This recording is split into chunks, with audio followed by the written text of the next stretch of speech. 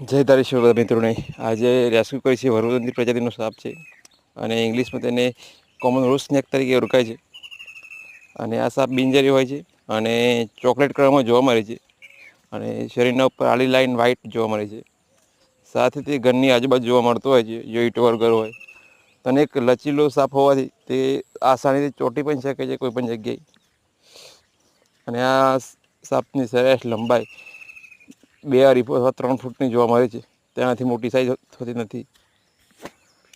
અને એક ઘરગથ્થુ સાપ કહી શકાય, કારણ કે તે ઘરની આજુબાજુ ખાસ કરીને વધારે જોવા મળે છે. પેલા વિનંતી છે કે આ સાપને મારવું નહીં. જય તારેશ્વર.